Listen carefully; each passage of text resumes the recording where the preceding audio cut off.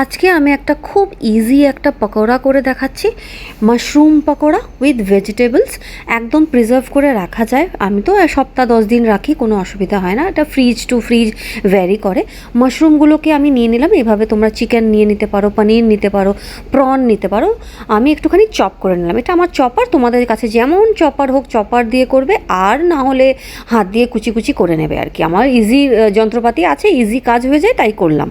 তোমাদের নিজের মতো করে ছোট ছোট পিসেস করে নেবে। আর আমি এটার মধ্যে একটু পেঁয়াজ, লঙ্কা, ধনেপাতা, আলু, গাজর, তোমাদের কাছে যা ভেজিটেবলস থাকবে সব দিতে পারো। কেউ এখানে আদার স্মেল পছন্দ করলে আদাও অ্যাড করতে পারো, রসুনের স্মেল পছন্দ করলে রসুনও অ্যাড করতে পারো।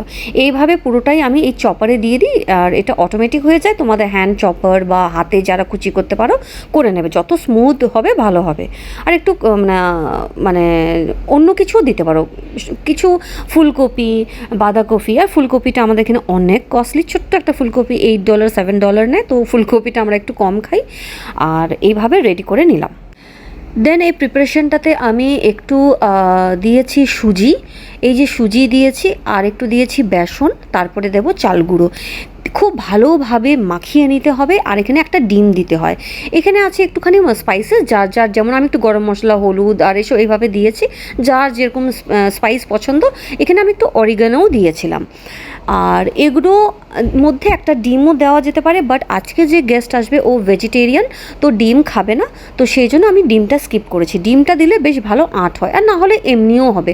বেশ ভালো করে মেখে রেডি করে আমি, এটা টিফিন বক্স কিন্তু আমার, এইভাবে রেডি করে আমি রেখে দিই। নুন কিন্তু দিই না এখনই।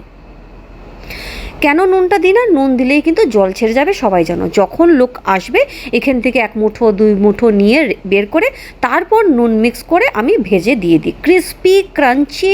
আর এটা ফুল টিফিন বক্সে অ্যাজ ইট ইজ থেকে যায়, কোনো নুন ছাড়বে না। এখানে চাট মশলাও দিয়ে দেবে, আরও বেশি টেস্টি হবে। আর যারা একটু টক টক পছন্দ করো, আমচুর পাউডারও দিতে পারো।